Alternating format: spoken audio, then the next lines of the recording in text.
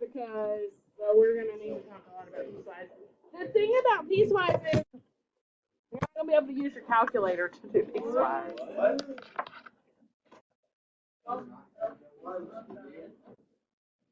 It's not going to graph it like you want it to graph it. All right. And this is probably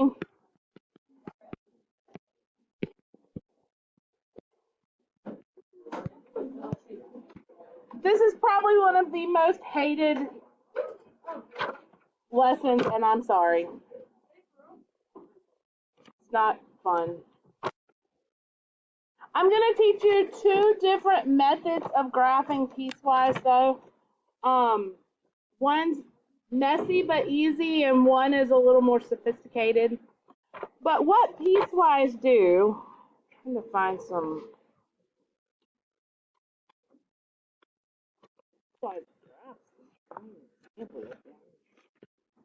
one that works out nice.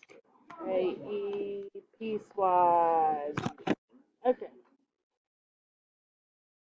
We got plenty. We're good. All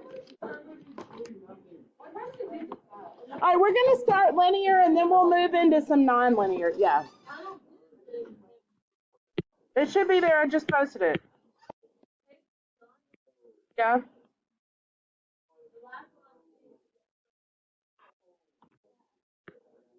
Uh-oh, I might have to, of graphs, okay?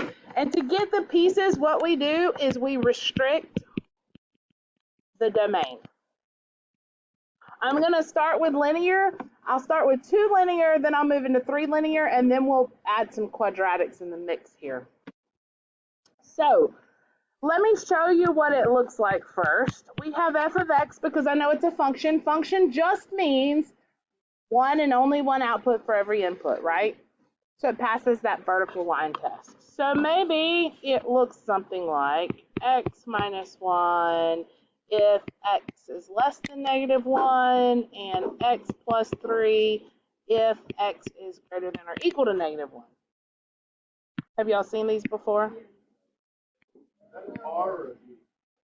That's a V, I mean an R.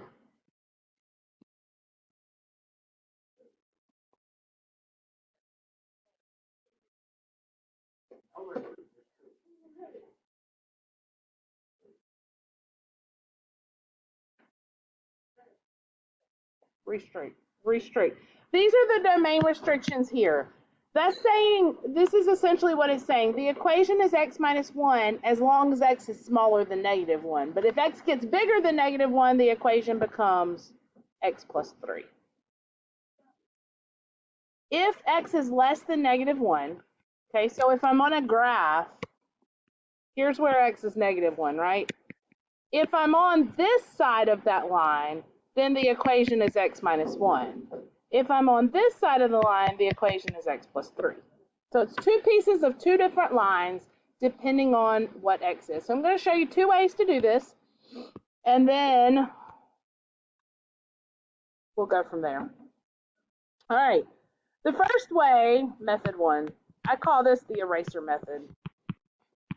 It's nasty and messy, but it's the easiest for you to understand what it is that's going on, okay? So for the eraser method, what I'm going to do is graph both lines, and I'm just going to erase the part that doesn't belong. What do I mean by that? Well, I told you on this graph, on half the side is one line and the other half is the other. So if I graph all of both lines, then I would just come on either side and erase the part that doesn't fit. Wow.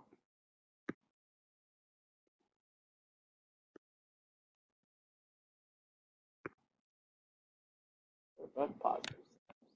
We'll do an example. I would just come in and maybe erase the part that didn't fit. Yeah.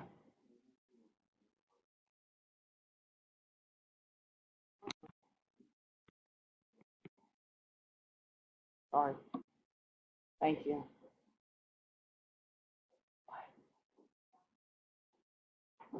You should be writing with a pencil. So you're gonna have to do the other method. All right, I'm gonna graph each one of these. Let's go back and review how we graph a line. These are in slope-intercept form, so they should be easy for you. How do you graph the line f of x equals x minus 1? It's not a trick question, y'all.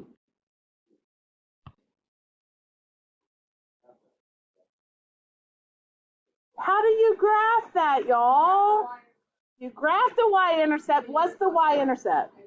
-1. Rise over run. What's the slope? 1.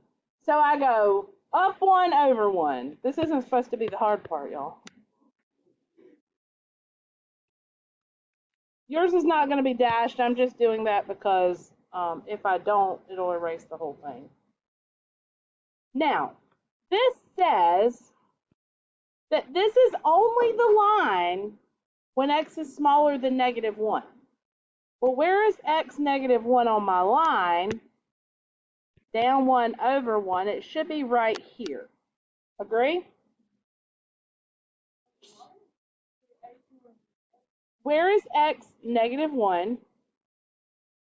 And it should be at -2, right? This is going to be my cutoff. This is the point that I'm cutting it. That's my dashed line up here on the red, right? Come on. So, which way does x get smaller? To the right or to the left? To the left. So this is saying make sure x is smaller than 1. So that means all of this I'm going to erase. This is the part of the line that I want. That's the piece of the line I want to keep. So I would erase all of this.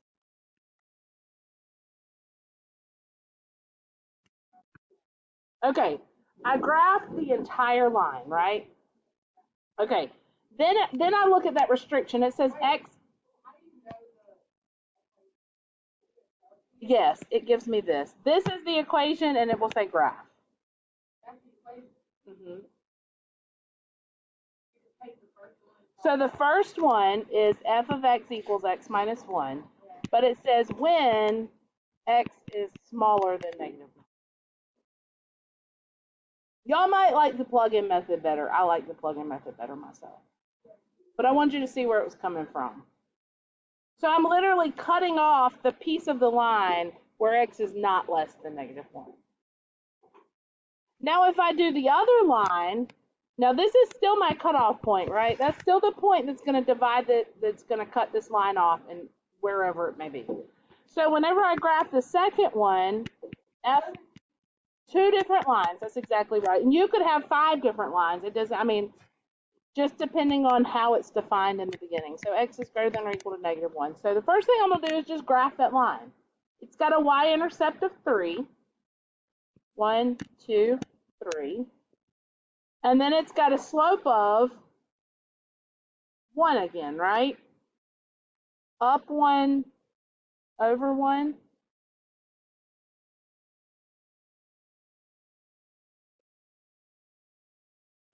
Does everyone agree that that's that line? That is the line x plus 3, right? Hopefully everyone in here can graph a line. Now I'm going to look at the restricted part. X has got to be bigger than -1 or equal to. This is still my cutoff. This is where x is -1, right? That's where I'm going to cut this line off. So I have to decide which side do I need to erase. The left side, because this is less than. So I'm going to erase this left side. And what's left is this piece. This piece right here. Now, I have to look at what my signs are here. On the first one, I have just less than, which means I'm going to do an open circle where it cuts off. This one's greater than or equal to, so what kind of circle do you think I'm going to have there? A closed one, because it includes it.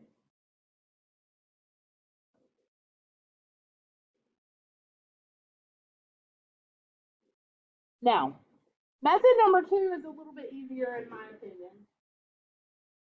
And let me show you that using this exact same equation. So I have f of x equals x minus 2 when x is less than negative 1, and x plus 3 when x is greater than or equal to negative 1. This is, remember, an easy example. What you're going to have is quadratics as well in this in just a minute. Yeah. This method is called, okay, these are not official names, you know, these are just McGee names. Okay. I call this plug-in method. It's my preferred method. The first thing you do is you plug in the restriction and plot the point. Be very careful to notice solid or filled in. Okay, make sure you're making that aware. So here, in the case of this very first one, I'd plug this restriction in. I'd get negative 1 is my x. What would your y be? Negative 3. Where'd you get negative 3? Negative 1 minus 2. Does that confuse anybody? So you take the restriction and you plug it into the equation. And that gives you your first point.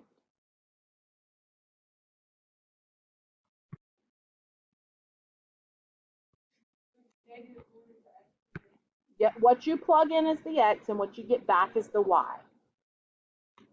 So negative 1, 1, 2, 3. Should it be open or closed?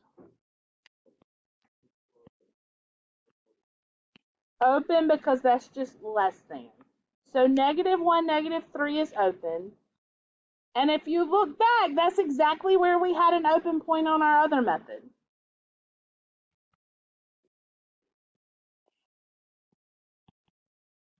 Now pick an x that meets the restriction, or that meets the requirement for the domain. What do I mean by that?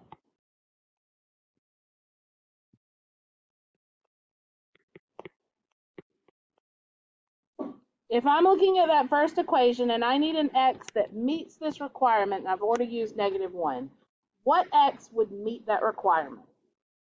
Negative 2. Why does that meet the requirement? It's less than negative 1. Plug it in. What is negative 2 minus 2? Negative 4. Whoa. Because this is a line, and I only need 2 points to graph a line,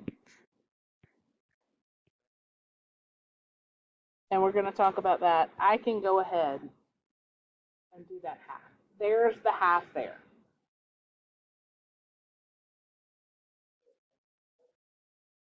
I plug negative 2 into this equation. I'm only looking at that first equation first, because it told me x had to be smaller than negative 1. So it's got to meet that requirement. Okay, we're going to do it again with the second equation. Plug in what you got to start with, negative 1, plug it in, and what do you get? What's negative 1 plus 3? 2. So my starting point is negative 1, 2. Should it be open or closed?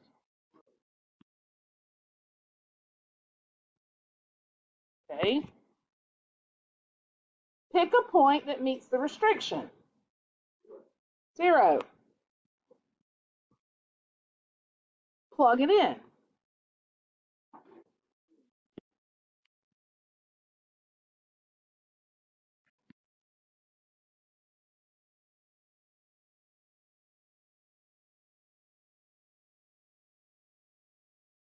Does that make sense? Have y'all done this before?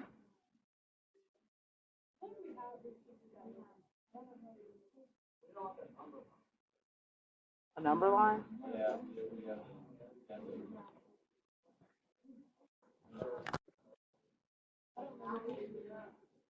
I think we'll stick with linear today. We'll move into, let's do another example. Let me get one. I have no idea. It's not going to grab, I mean, it'll grab each individual line, but it's not going to.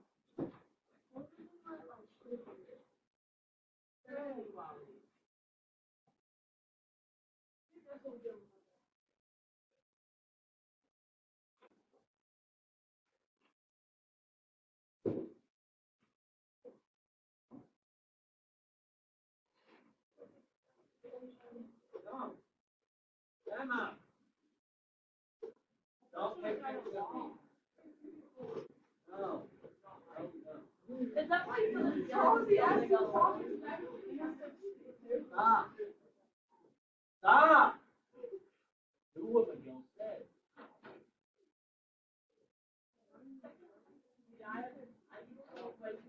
Okay, that's all right. We're gonna walk through some more.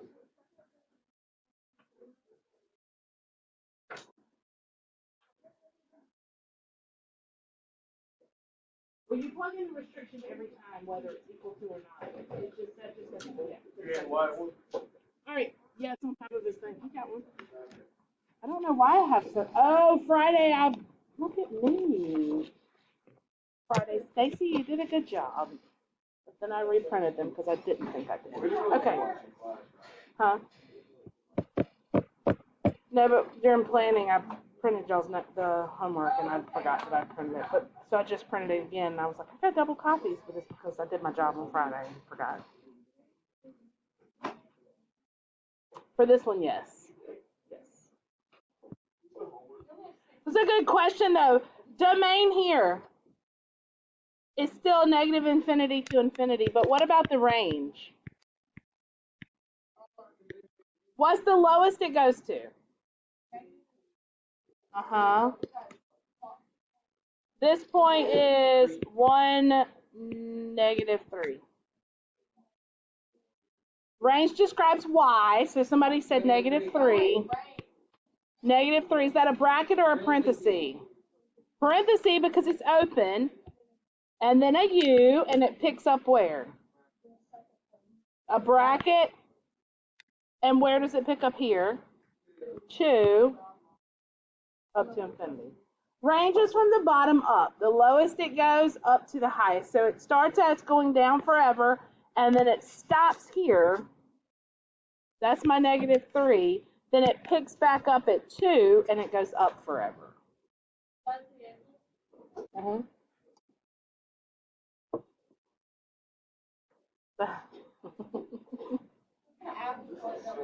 Yeah, you'll have to do domain and range. All right, let's do number 3 together. I'm going to get you to skip number 1 and 2 right now for just a minute, but let's skip down to number 3 real quick. I know that I'm almost out of time. What? No, don't cross them out. They're important. Yes, you just have to pick the one to plug into. I just want to make sure I got time to get through this one real quick. All right, let's do the plug-in method because I think that it's the easiest.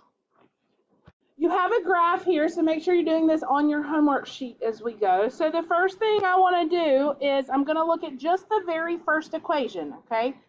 If I plug in -3, what do I get?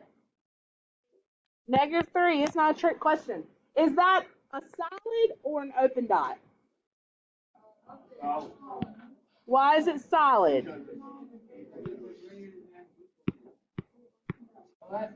That's right. All right, solid dot there. Now what I need to do is I need to get the piece of the graph that goes in the right direction. So I need to pick an x that's less than or equal to -3. What's a number less than -3? -4. I've already used -3, that's or equal to. So less than -3 would be -4. And if I plug that in, what do I get? -4. I only need the 2 points to graph a line, so I have -4, -4, and that's the direction that it goes. That's everywhere that x is less than or equal to -3. Now go to your second one. I'm going to plug -3 into this equation. This time, whenever I plug in -3, it takes a little more work. -2 times -3 plus 1 is 7. So I've got the point -3, 7. Open or closed?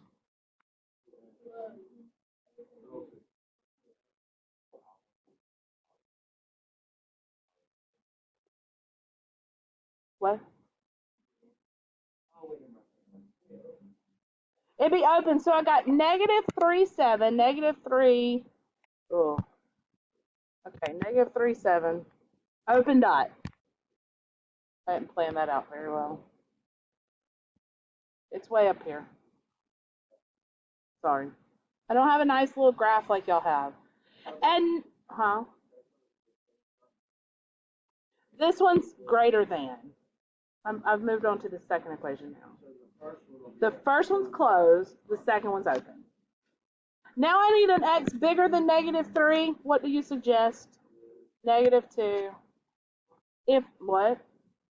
What's bigger? If you okay, is that -3 or -2? You could, but you you could. No, I didn't. I apologize. No, I didn't. Okay, -2, 5. So I'm coming down 2. And that is a negative slope, so that's what I should say. There's the other part of my graph, right? Only the endpoints are the open or closed.